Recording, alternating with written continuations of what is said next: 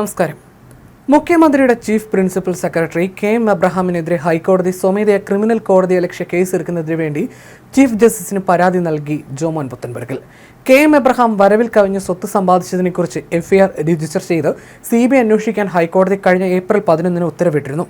അനുകൂല ബെഞ്ചിൽ ഹർജി ഫയൽ ചെയ്ത് ആ ബെഞ്ചിൽ നിന്ന് തന്നെ ഉത്തരവ് വാങ്ങിച്ചെന്നും അത് ഫോറം ഷോപ്പിംഗ് ആണെന്നും വിധി പറഞ്ഞ ഹൈക്കോടതി ജഡ്ജിയെ ആക്ഷേപിച്ചുകൊണ്ട് കെ.എം. എബ്രഹാം മുഖ്യമന്ത്രിക്ക് കഴിഞ്ഞ ഏപ്രിൽ 15 കത്ത് നൽകിയിരുന്നു. ഈ പ്രവൃത്തി കോടതിയലക്ഷ്യമാണെന്ന് ചൂണ്ടിക്കാട്ടി കേസിലെ ഹർജിക്കാരൻ ജോമോൻ പുത്തൻപുരയ്ക്കലാണ് ചീഫ് ജസ്റ്റിസിന് മുമ്പാകെ പരാതി നൽകിയത്.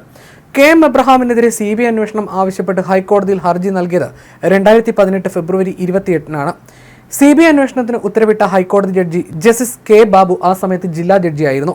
പിന്നീട് 2021 ഫെബ്രുവരി 25 ജസ്റ്റിസ് കെ ബാബു ഹൈക്കോടതി ജഡ്ജിയാകുന്നത്.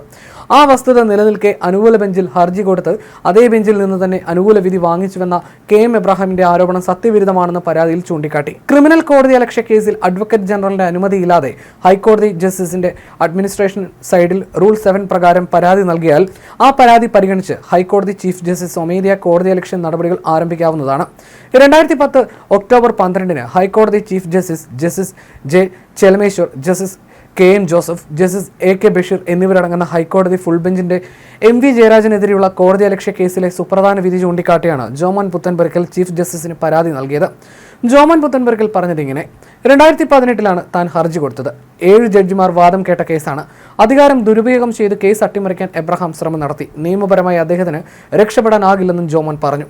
മനഃപൂർവ്വം പരാതിക്കാരനെയും കോടതിയും അപമാനിക്കാൻ ശ്രമിക്കുന്നു. K.M. എബ്രഹാം സുപ്രീം കോടതിയെ തെറ്റിദ്ധരിപ്പിച്ചുവെന്നും ജോമോൻ പുത്തൻപുരയ്ക്കൽ പറഞ്ഞു.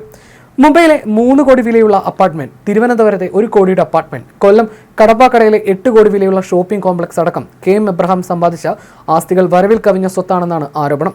പരാതി ആദ്യം അന്വേഷിച്ചത് സംസ്ഥാന വിജിലൻസ് ആയിരുന്നു. അന്ന് ജേക്കബ് തോമസ് വിജിലൻസ് ഡയറക്ടറായിരിക്കെ ഉദ്യോഗസ്ഥർ K.M. എബ്രഹാമിന്റെ വീട്ടിൽ കയറി പരിശോധന നടത്തിയത് വലിയ വിവാദമായി.